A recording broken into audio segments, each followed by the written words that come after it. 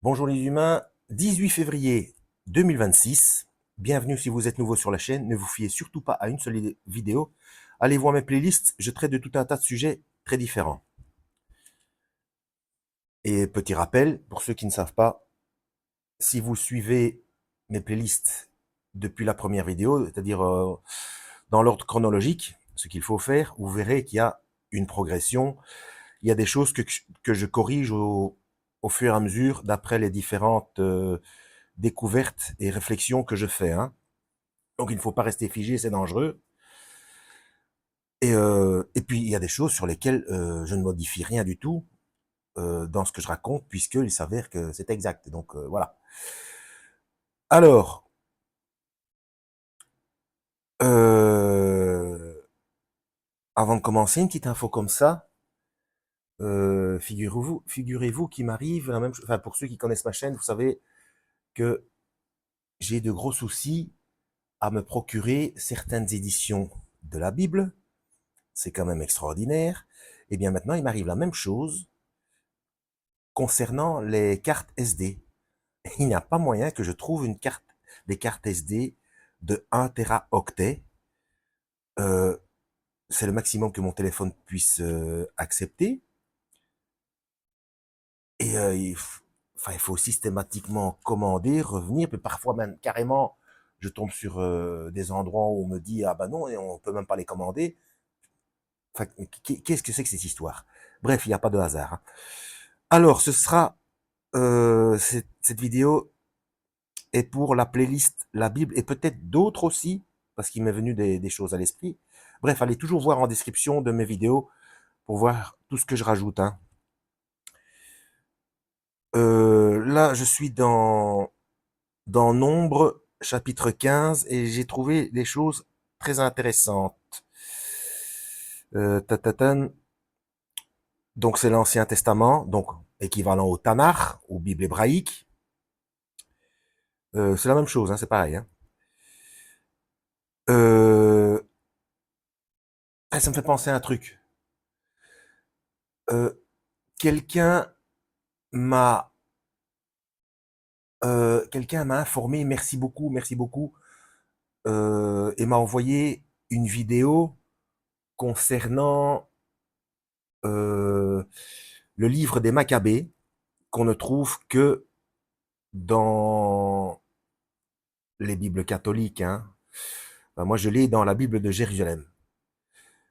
Et donc, dans ma playlist Les Maccabées, que je mettrai en description, j'ai rajouté cette vidéo qu'on m'a envoyée, et j'ai rajouté cette vidéo aussi dans la description de... Ben, je n'avais fait que 4, hein, des vidéos concernant les Maccabées. Donc, j'avais vu des soucis par rapport aux directives de Dieu et du Christ. Mais moi, j'avais pensé pendant tout un temps que, en fait, c'était les Bibles qui ne contenaient que 66 livres euh, qui étaient incomplets. En fait, c'est pas ça. C'est dans la Bible catholique qui contient, et c'est ça que je me suis rendu compte, qu'une fois, la première Bible de Jérusalem que j'ai achetée, il y avait 72 livres ou 72, et la suivante, 73 ou 73. Donc, ils en avaient rajouté un. Et en fait, tout ce qui est au-dessus de 66, ce sont des rajouts, et ce sont des textes apocryphes, et c'est indiqué d'ailleurs normalement dans le... Ça n'avait pas été fait depuis le départ, mais maintenant c'est indiqué, c'est avoué dans les prologues et les préfaces, etc. Donc, on n'a pas l'habitude de faire ça, hein, mais il faut toujours lire ce qu'il y a au début, dans les premières pages, là, qui soi-disant, enfin, qui, par réflexion, par automatisme, ne nous intéresse pas. Voilà, au lecteur, préface, notes sur les dates chronologiques, etc. Il faut toujours lire ce qu'il y a avant, parce que parfois il y a des informations importantes dont il faut tenir compte avant de commencer à lire. Bref, là ça fait déjà presque 5 minutes et j'ai toujours rien raconté par rapport au sujet de la vidéo. Euh, donc c'est concernant les différences à faire entre le peuple de Dieu et ceux qui ne sont pas du peuple de Dieu, donc les différences des différences, soi-disant. Hein. C'est pour ça que je mettrai en vidéo aussi ma playlist Le Talmud, que je vous invite fortement à aller voir, parce que il y a des vrais et des faux. Et les vrais, donc les faux, ce sont les 2 versets 9 des chapitres 2 et 3 de l'Apocalypse. Et mais les vrais sont prévus à être récupérés par le Seigneur. Donc à un moment donné ou à un autre, les vrais, bon je suppose que vous voyez de quoi je veux parler, hein, mais je suis tellement censuré, les vrais, à un moment donné, ils vont venir à Christ, obligatoirement, puisqu'il est indiqué dans la Bible qu'il ne laissera tomber personne, que Dieu ne laissera tomber personne de son peuple. Donc, et comme Dieu ne ment pas, et d'ailleurs par rapport à ça, il y a quelque chose qui me vient à l'esprit au niveau de la génétique, mais là c'est pure supputation de ma part, hein. C'est peut-être du grand n'importe quoi, mais pour ceux qui connaissent la chaîne, je vous avais déjà démontré que dans la Bible, on parle de plusieurs espèces humaines différentes, et ce, depuis le commencement. Hein. Et les scientifiques eux-mêmes, donc même les darwinistes, s'accordent à dire qu'il y a eu jusqu'à, donc que nous sommes la dernière, il n'y a plus qu'une seule espèce, à discuter, mais qu'il y a eu jusqu'à 5 à 6 espèces humaines différentes. Hein. Et quand je dis à discuter, attention à ceux qui ont des a priori et qui aiment mettre des étiquettes. Je ne parle pas de sens des valeurs ou d'importance d'une espèce par rapport aux autres, etc. Hein. Parce qu'il y en a qui aiment bien ça, hein, directement pointer. Oh, t'as vu, il est raciste, il est ceci, il est... Ça commence à bien faire, hein. Bon, informez-vous avant de directement sauter sur vos grands chevaux. Et sauter sur ces grands chevaux, déjà pour commencer, on ne saute pas sur la nourriture, on ne joue pas avec la nourriture. Voilà. Bon. Alors, Nombre, chapitre 15, verset 14. Et si un étranger séjourne parmi vous, donc c'est Dieu qui parle aux Hébreux, hein, ou si quelqu'un est au milieu de vous, en vos générations, c'est-à-dire qui est là depuis plusieurs générations, avec sa famille, etc., et qu'il offre un sacrifice par feu d'odeur agréable à l'Éternel, là c'est la période des sacrifices d'animaux, comme vous faites, ainsi il fera.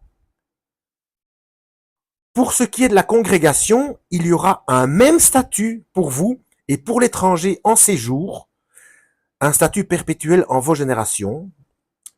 Donc même l'étranger en séjour, donc même celui qui ne reste pas tout le temps. Donc la même chose pour tout le monde au même niveau. Alors que dans les mêmes textes, parfois, ils font la différence. Donc comme Dieu ne se contredit pas, vous voyez bien qu'il y a un souci. Mais bon, ça, je l'explique dans d'autres vidéos. Alors, comme vous, ainsi sera l'étranger devant l'Éternel. Il y aura une même loi et une même ordonnance pour vous et pour l'étranger qui séjourne parmi vous. Donc, pour ceux qui disent et qui pensent que Dieu a donné telle loi à tel peuple et telle loi à tel peuple et telle loi à tel peuple, non, c'est la même pour tout le monde. Et ici, c'est intéressant concernant les erreurs. Je trouve qu'il y a une corrélation avec le lavage des pieds. Pour ceux qui ne connaissent pas le sens métaphorique, allez voir ma vidéo « Quid du lavage des pieds ?» Si j'y arrive, je la mettrai en description de cette vidéo aussi. C'est métaphorique, hein. Le lavage des pieds, c'est se faire pardonner quand on fait une chute occasionnelle. Faut pas exagérer. La doctrine de l'hypergrâce, ça sert juste à une chose, c'est à aller tout droit en enfer. Et donc voilà, c'est quand c'est occasionnel, on demande pardon occasionnellement. C'est comme quand on bouscule quelqu'un, excusez-moi, c'est dans la même lignée, hein. Bon, bref. Et aussi se pardonner les uns les autres, sinon on ne prendra pas de part avec le Christ. Il faut bien lire en fait, hein. C'est toujours ça le même problème, hein. Il faut lire. Hein.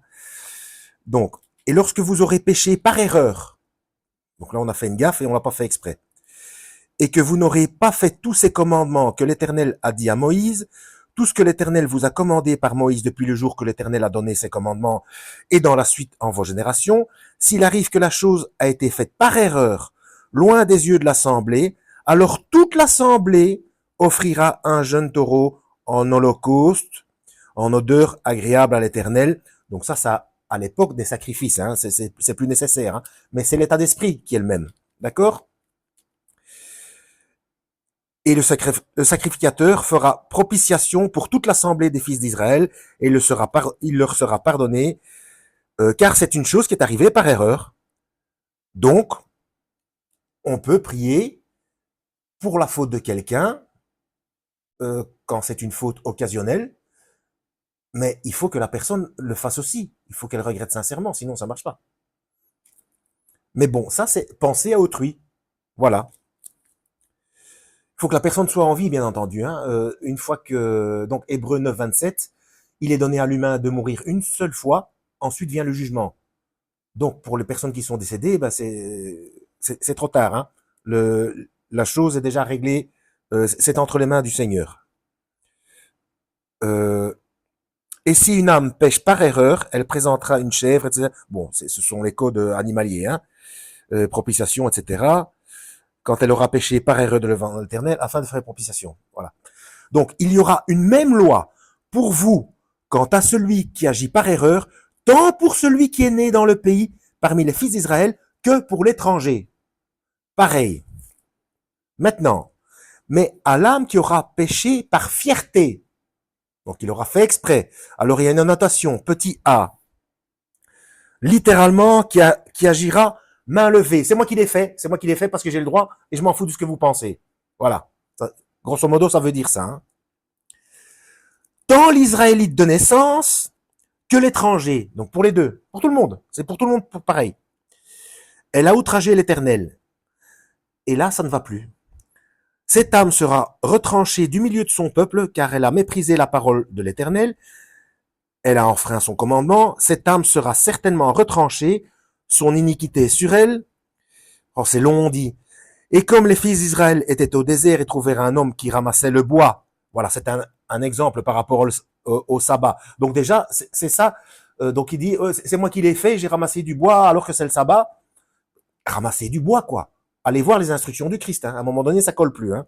Donc, et allez voir ma playlist, le Talmud. Hein. Donc, parce que là, on dit que c'est la même loi pour tout le monde, aussi bien pour les Hébreux que pour les étrangers, donc les gentils, les païens, tout ce que vous voulez, alors que dans le Talmud, ça dit exactement le contraire. Hein. Bon. Et Dieu ne change pas d'avis.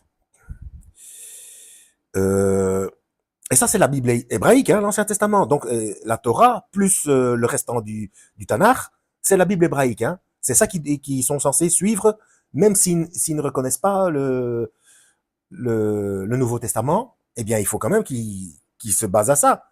Donc, ça colle pas avec le Talmud.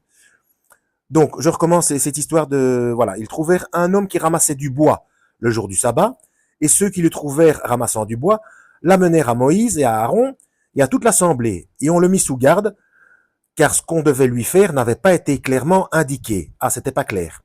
L'Éternel dit à Moïse, l'homme sera mis à mort. Tiens donc. L'Éternel qui a dit ça? Alors que peu de temps auparavant, il a dit, tu ne tueras point. Aime ton prochain comme toi-même. Donc le gars, il peut même pas demander pardon. Et puis, il a ramassé du bois, quoi. Voilà, à la limite, il a même donné un coup de main pour ceux qui avaient froid. Vous voyez ce que je veux dire? Bon, toute l'assemblée le lapide avec des pierres hors du camp, etc., etc.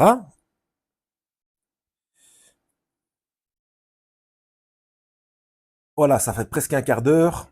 J'espère que ça ira au niveau du décalage de son.